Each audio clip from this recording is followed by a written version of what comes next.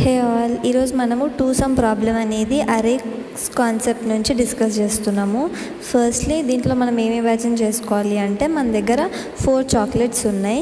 ఆ 4 చాక్లెట్స్కి నెంబర్స్ వచ్చేసి 2, 7, 11, 15 అనే నెంబర్స్ తోటి 4 చాక్లెట్స్ ఉన్నాయి.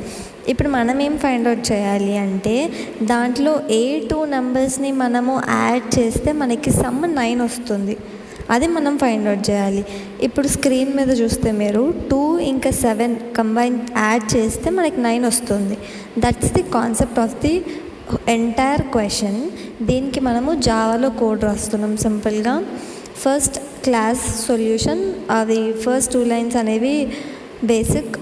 నెక్స్ట్ లూప్కి వచ్చేసి ఫస్ట్ ఫర్ లూప్ మనం యూజ్ చేస్తున్నాం. ఫర్ లూప్లో ఇంట్ i is equals to 0.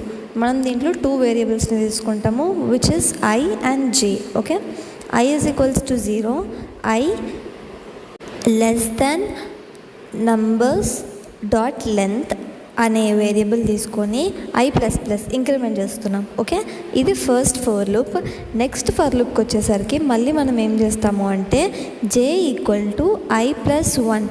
Firstly ఇవి ఇంటీజర్ వాల్యూస్ కాబట్టి మనం ఫస్ట్ డేటా టైప్ అనేది ఇంక్లూడ్ చేస్తాం. ఇప్పుడు next j less than nums length and j++ అయిపోయిందా. ఫస్ట్ ఫర్ లూప్ ఐకి జేకి రాస్తాం. దాని తర్వాత నెక్స్ట్ వచ్చేసి ఇఫ్ నమ్ i ప్లస్ నమ్ j ఈక్వల్ టు టార్గెట్ అంటే i plus j, i value, j value, if we add, it is equal to the target.